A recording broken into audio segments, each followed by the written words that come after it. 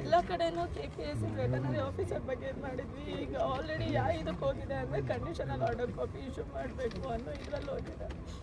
ನಂದು ಇಲ್ಲಿ ಹೆಸರು ಇದೆ ಎಲಿಜಿಬಿಲಿಟಿ ಲೀಸ್ಟಲ್ಲಿ. ಆಯಿತು ಹಂಗಂತ ಈಗ ಫಸ್ಟ್ ಸರಿ ಆಗಿದೆ, ನೆಕ್ಸ್ಟ್ ಸರಿನೂ ಎಕ್ಸಾಮ್ ಇದೇ ಥರ ಆಗುತ್ತೆ.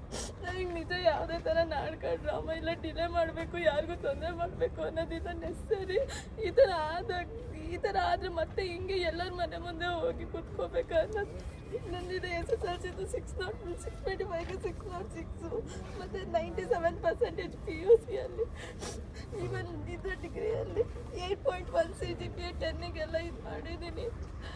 ಬಟ್ ಈಗ ಈ ಥರ ನನಗೆ ಎಲ್ಲರ ಮನೆ ಮುಂದೆ ಹೋಗಿ ಕೇಳಕ್ಕೆ ಇದಾಗ್ತಾ ಇಲ್ಲ.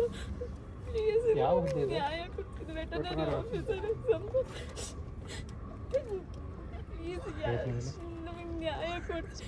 ಇನ್ವೆಸ್ಟಿಗೇಷನ್ ಆಗೋವರೆಗೂ ಕಂಡೀಷನಲ್ ಆರ್ಡರ್ ಕಾಪಿ ಪ್ಲೀಸ್ ಕೊಡಬೇಡಿ.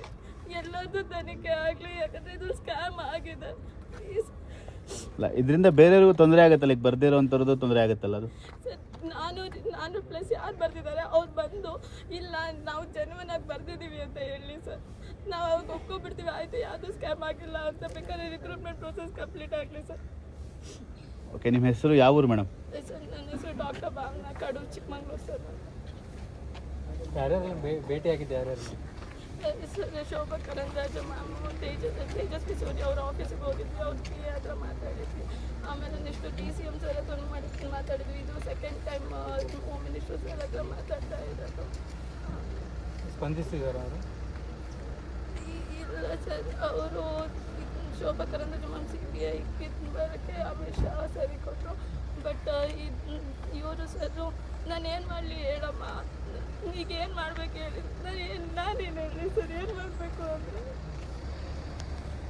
ನಾನೇನು ಮಾಡಬೇಕು ಅಂದರೆ ನಾನೇನು ಹೇಳಿ ಸರ್, ತನಿಖೆ ಆಗೋವರೆಗೂ ನನಗೆ ಕೊಡಬೇಡಿ ಅಂತ ಹೇಳ್ತಾ ಇಲ್ಲ. ಕೊಡಲಿ, ಆರ್ಡರ್ ಕಾಪಿನೇ ಕೊಡಲಿ, ಬಟ್ ತನಿಖೆ ಆಗಲಿ ಸರ್. ಯಾರೇ ಕಳ್ಬಿಡ್ತಿದ್ದಾರೆ ಅವರೆಲ್ಲ ಹೊರಗಡೆ ಬರಲಿ. ಫಸ್ಟ್ ಟೈಮ್ ಎಕ್ಸಾಮ್ ಆಗ್ತಾ ಇದೆ, ನೆಕ್ಸ್ಟ್ ಸರಿ ನಾನು ಬರುತ್ತೀನಿ ಮತ್ತೊಂದು ಸರಿ.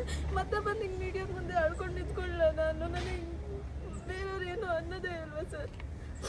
ಈಗ ಫೈನಲ್ ಏನು ಆರ್ಡರ್, ಈಗ ಕಂಡೀಷನಲ್ ಆರ್ಡರ್ ಕೊಡಬೇಕಾ? ಇನ್ವೆಸ್ಟಿಗೇಷನ್ ಆಗಲಿ ಸರ್, ಫುಲ್ ಇನ್ವೆಸ್ಟಿಗೇಷನ್ ಆಗಲಿ. ಇನ್ವೆಸ್ಟಿಗೇಷನ್ ಆದಮೇಲೆ ಅದೇನು ಸತ್ಯಾಂಶ ಆಚೆ ಬರುತ್ತೆ ಅದು ಬಂದು ಆಮೇಲೆ ಆರ್ಡರ್ ಕಾಪಿ ಕೊಡಲಿ. ಆರ್ಡರ್ ಕಾಪಿ ತಡೀರಿ ಅಂತ ಹೇಳ್ತಾ ಇಲ್ಲ, ಬಟ್ ಇನ್ವೆಸ್ಟಿಗೇಷನ್ ಆಗೋಕ್ಕಿಂತ ಮುಂಚೆ ಕಂಡೀಷನಲ್ ಆರ್ಡರ್ ಕಾಪಿ ಕೊಟ್ಟರೆ ನಾವು ಏನು ತಪ್ಪು ಮಾಡಿದ್ವಿ?